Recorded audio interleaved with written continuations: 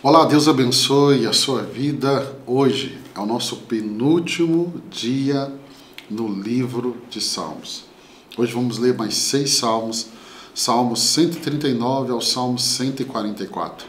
Amanhã, se Deus permitir, nós terminamos o maior livro da Bíblia. E você que está aí firme, parabéns nessa leitura, nessa disciplina. Salmo 139 é um salmo de Davi. E o propósito desse salmo é exaltar a onisciência, a onipresença e a onipotência de Deus. Então ele está falando aqui dos caráteres de Deus, dos atributos de Deus, atributos que nós chamamos na teologia de atributos incomunicáveis. Ou seja, esses atributos Deus não comunicou com o homem, que é onisciência, onipresença e onipotência. Dá um exemplo, pastor, de um atributo que Deus comunicou conosco. O amor. Amor é um atributo de Deus, ele comunicou comigo e com você. Vamos lá, Davi começa declarando que Deus o sonda e o conhece, sabendo tudo sobre ele, inclusive seus pensamentos e caminho. Olha como ele começa: Senhor, tu me sondas e me conheces, sabe quando me sento e quando me levanto, de longe percebo os meus pensamentos. Sabes muito bem quando trabalho e quando descanso. Todos os meus caminhos são bem conhecidos por ti. Então, quando eu leio o Salmo 139, já cai por terra aquela ideia. Deus não está me vendo. Deus, não, meu irmão. Deus te sonda e Davi está declarando isso. Aí ele continua exaltando a presença constante de Deus, afirmando que não há lugar onde ele possa esconder de Deus. Isso está muito claro, verso 7 em diante. Ele diz assim: para onde poderei eu escapar do teu espírito? Esse Deus que é onipresente, que está em todo lugar, não tem como fugir dele, não tem como esconder da presença dele. Deus está testemunhando a atitude do ímpio, a atitude do justo. Tanto que Malaquias vai dizer que quando o justo fala, Deus faz um memorial diante dele, porque Deus está atento. A minha vida e a sua vida. Então saiba, lê no Salmo 139, que Deus sabe o que você está vivendo. E aí, Davi reflete, continuando, sobre a criação maravilhosa, reconhecendo que foi formado de maneira admirável e que Deus escreveu todos os seus dias. Gente, isso aqui é muito lindo, porque Davi está dizendo assim: todos os meus dias foram escritos pelo Senhor. E aí ele termina esse salmo com um pedido para que Deus o sonde, conheça seu coração e guie-o no caminho eterno.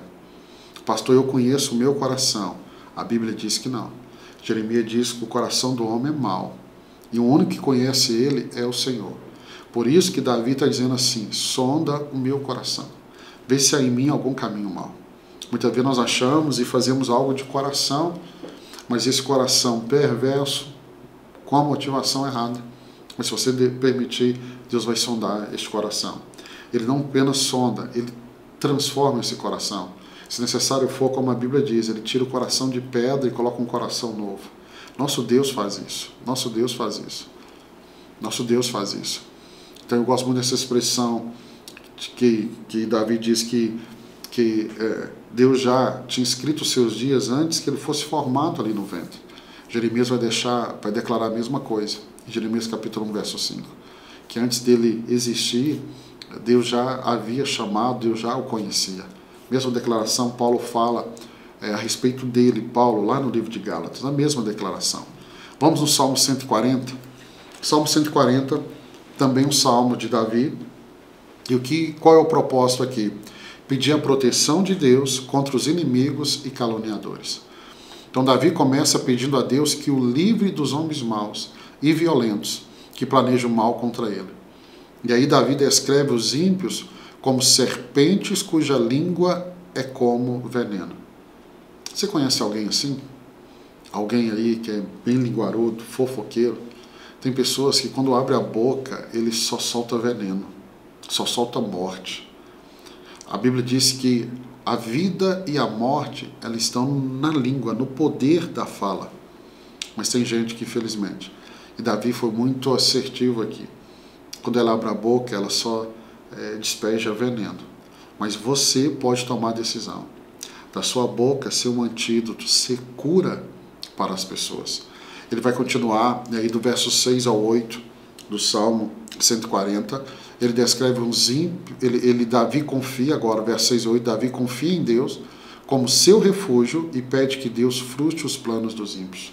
Ele vai terminar com uma declaração de confiança de que Deus fará justiça aos pobres e aos necessitados. Mais uma vez eu vou te lembrar, toda a Bíblia é muito clara. Deus defende a causa do pobre, Deus defende a causa do necessitado, Deus defende a causa da viúva, Deus defende a causa do órfão, Deus defende a causa do mais fraco, do oprimido. Vamos ao Salmo 141, também Salmo de Davi. Propósito, pedir ajuda a Deus para manter a integridade e a pureza. Pastor, eu estou precisando disso. Então declara o Salmo 141, faça como Davi. Clamo a ti, Senhor, vem depressa. Escuta a minha voz quando clamo a ti. Seja a minha oração como incenso diante de ti, e levantar as minhas mãos como a oferta da tarde. Coloca, Senhor, um guarda à minha boca, vigia a porta dos meus lábios. Não permitas que o meu coração se volte para o mal, nem que eu me envolva em práticas perversas com os malfeitores, que eu nunca participe dos seus banquetes. Então ele começa pedindo a Deus que aceite a sua oração, como incenso, e a elevação das suas mãos como a oração vespertina, a oração da tarde. O sacrifício da tarde. O sacrifício da tarde é o sacrifício das 3 horas da tarde.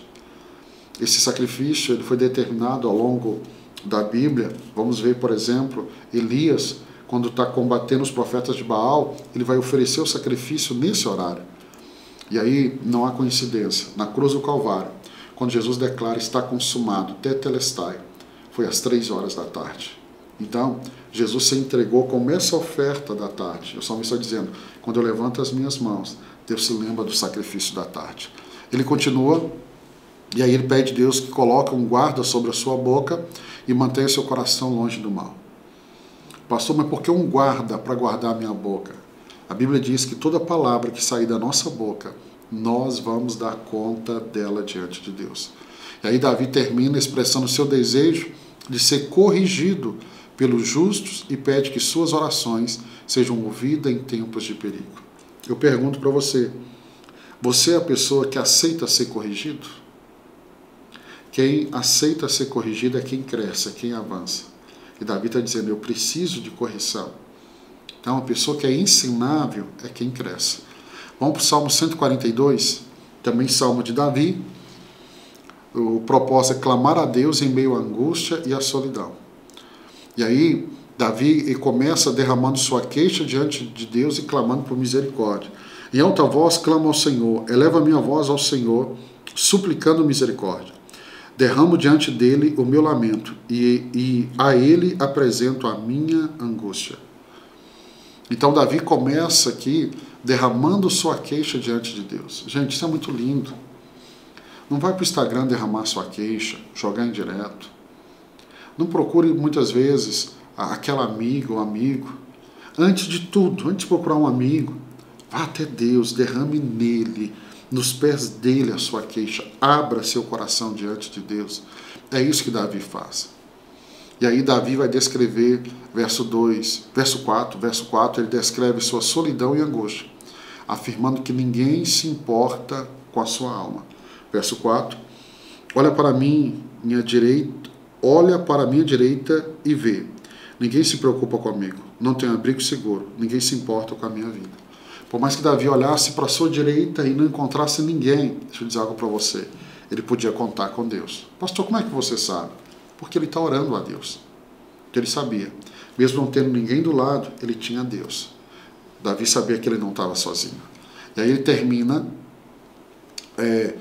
clamando a Deus como seu refúgio e porção na terra dos viventes, pedindo por libertação de seus perseguidores.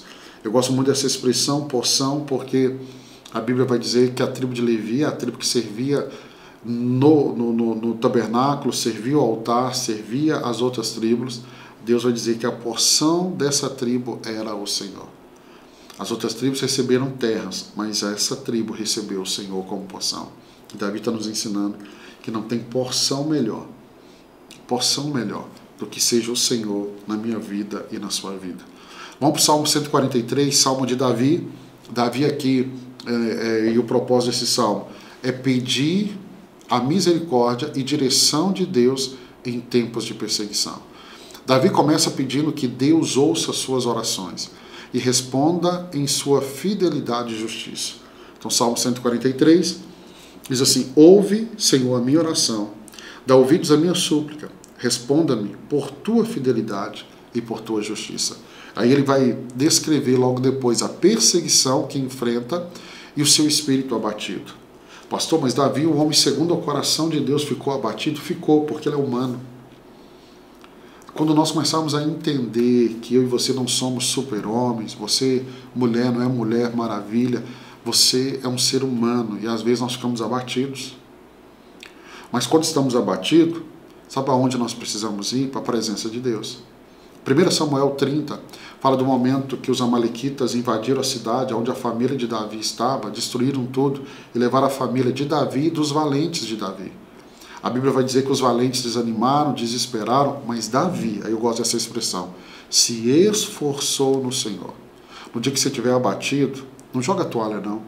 Vai para a presença de Deus, Ele vai te renovar. E aí ele termina pedindo a Deus que o guie em seu caminho e o livre dos seus inimigos. Gente, pedir a Deus direção. Há tantas promessas na Bíblia sobre direção. Há tantas promessas na Bíblia sobre direção. Então nós precisamos pedir a Deus direção. Vamos para o Salmo 144 e terminar a nossa leitura hoje. Também um Salmo de Davi, propósito: louvar a Deus pela proteção e pedir prosperidade.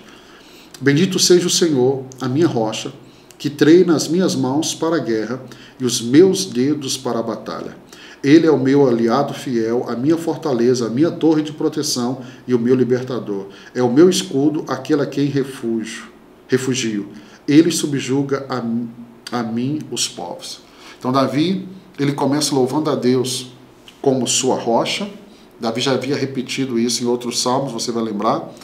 E ele diz que Deus treina as suas mãos para a batalha e seus dedos para a guerra. Mas como assim, pastor? Eu pensei que Deus ia me livrar da batalha e da guerra. Ei, meu irmão, nós estamos tendo uma batalha para ser guerreada. Sabe o que Deus vai fazer? Vai treinar suas mãos, treinar os seus dedos, fortalecer seus joelhos vacilantes. Efésios capítulo 6, Paulo fala da armadura de Deus. Acompanhe comigo. Capacete da salvação, couraça da justiça, cinturão da verdade, sandália do evangelho da paz, escudo da fé, espada do Espírito. Você vê que ele está apontando para a armadura, falando de uma realidade, apontando apenas naquilo que tem a ver com avançar. Ele não está preocupado com a retaguarda, porque Deus está guardando a sua retaguarda. O chamado de Deus para mim e para você é que Deus não nos deu um espírito de covardia. Tem uma guerra a ser travada. Se levante e vai. Deus está com você. Deus vai pelejar com você nessa guerra. E aí ele continua o salmo. E aí ele reconhece a fragilidade humana e a grandeza de Deus.